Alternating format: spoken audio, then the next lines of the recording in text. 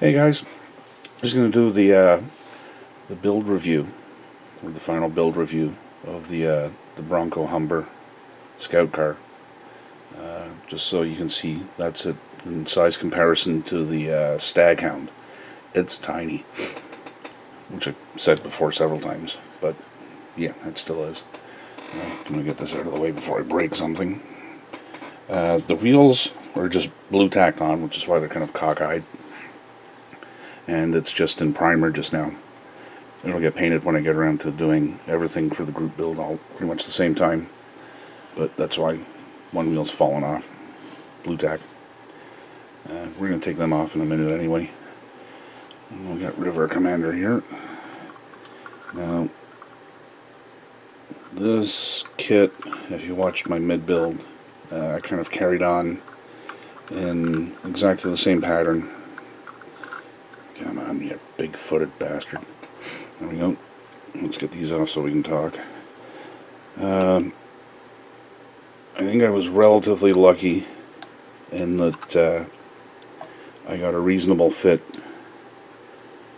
along here putting this top piece on.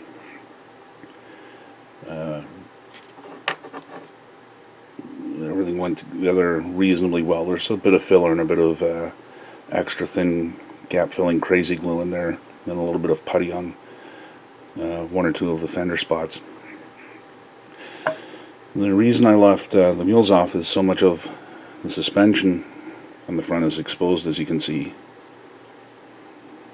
You can kind of see that. There you go. And getting paint in behind the wheel is going to be a big pain. So they're staying off until it gets fully painted. Now, a couple of things. You don't need to use the photo etch. The parts already have their latches and holders in place, and some of them are just stupid. Like, they're telling you to take off the holder for the fire extinguisher and replace it with a photo etch one, which is just far more work than I'm willing to put in. So you can see all the photo etch that you don't need to use. And there's a lot of it. Anyway, moving on quickly.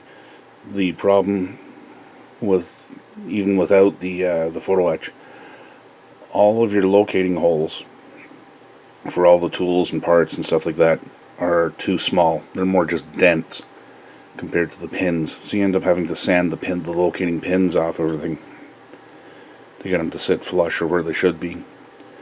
But back to this, it's probably easier. I'll get the instructions. It's easier to show you on that. The suspension, or the front steering, is a pain. This is the beginning of it. You start off with two halves that moderately fit together. Then these two bits, which represent the axle, they just glue straight in with a very missized locating pin. It does fit inside, but it's got a lot of play in there, and you have to keep all this straight. That's the front axle. Then your hubs, which include the steering, go in. That's the size of these little loops there and there, and they are actually sort of catches, if you want to call it that, are tiny, but they're doing most of the holding for this. This one shows you a little bit better. There's a big dent in this one, or in these ones, and a pin here. We're moving back and forth so you can keep up. Back of this has a pin that's supposed to give it some support, but the sizing is wrong. So you're gonna have to you're gonna have to cut it, test fit, cut some more, sand some more, whatever, get it down. Otherwise, your entire front wheel is going to be basically hanging off this and this. Because where you're supposed to be is not clear. Let's see if I don't have to strip anything off. And it's absolutely tiny. I mean, that's it there. right at the end of the blade. The camera's picking that up. And again,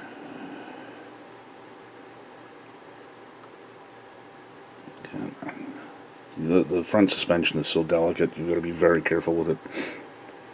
That's basically what's holding this hub, which will eventually have your wheel on, aside from the top one and your fit in the back there. This steering's not connected, or the steering rods aren't connected to anything but each other and an intermediate part, so they offer no real support. They're just cosmetic as far as the structure goes. So this is definitely not the type of model you build up and give to a kid, or let a kid build up and then push across the carpet. The front wheels, or the front suspension, is going to come off in the first couple of seconds. And I just wouldn't recommend this model for a kid anyway. There's just too many issues. And it's not that as a modeler with a medium amount of experience you can't handle any of it individually. With some careful planning and some experience building stuff like Dragons, where you learn to just inherently distrust the instructions and dry fit everything. Where the problem lies in is everything's got a fitment issue, or you've got to sand off the locating pins, or the instructions aren't clear and you've got to sit and fiddle and fit and refit and retry over and over again. It's really a tedious kit, which is what I'm finding with Broncos.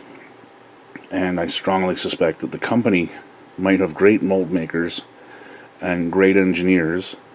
Their instruction illustrators are not so hot, and they probably don't have any model makers on staff. And it shows in the fact that their models just aren't really modeler friendly. But the issue is no one else makes this particular one, the Humber Scout car, except Armor. What's her name?